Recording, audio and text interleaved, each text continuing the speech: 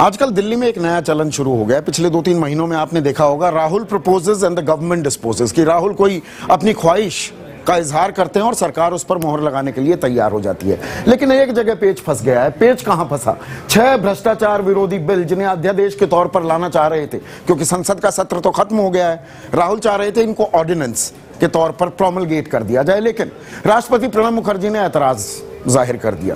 फिर कैबिनेट की बैठक होनी थी रविवार को, कल वो भी नहीं हो पाई। अब विपक्ष हमलावर हो गया है। वो कह रहा है कि ये किस तरह की नीति है कि जो चाहो कोई भी नीतिगत फैसला आप अध्यादेश के जरिए करना चाहेंगे, तो इसमें देश हित कहां है?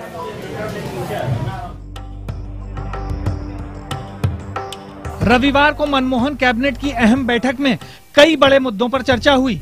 केंद्रीय सेवाओं में जाट आरक्षण का फैसला भी हुआ, लेकिन भ्रष्टाचार विरोधी उन 6 बिलों पर कोई बात नहीं हुई जिन्हें राहुल गांधी का एजेंडा माना जा रहा है। सूत्रों के मुताबिक इस सिलसिले में कानून मंत्री कपिल सिब्बल और गृह मंत्री सुशील कुमार शिंदे ने राष्ट्रपति प्रणब मुखर्जी से मुलाकात की थी, लेकिन राष्ट्रपति ने अध्यादेश के जरिए कानून लाने पर आपत्ति जताई थी।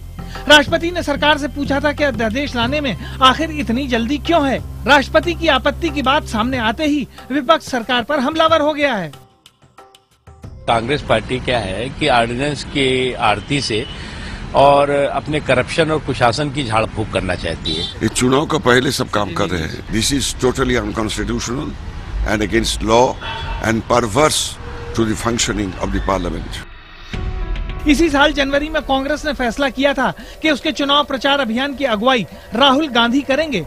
इसके बाद राहुल के ऐसे पोस्टर सामने आए थे जिसमें भ्रष्टाचार विरोधी 6 अहम कदमों का जिक्र था, लेकिन तेलंगाना पर हुए हमले और विपक्ष के असहयोग की वजह से इस पर संसद में चर्चा नहीं हो सकी।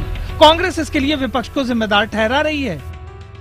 अध्यादेश आने की आवश्यकता नहीं पड़ती यदि पिछले सत्र में विपक्षी दलों का द्वारा सहयोग होता। लेकिन सियासी हलकों में ये बहस छिड़ चुकी है कि क्या ऐन चुनाव के वक्त सरकार को अहम फैसलों से दूर रहना चाहिए? क्या बड़े मुद्दों पर अहम फैसला अगली सरकार पर नहीं छोड़ दिया जाना चाहिए? नीरज गुप्ता, दिल्ली, IBN 7।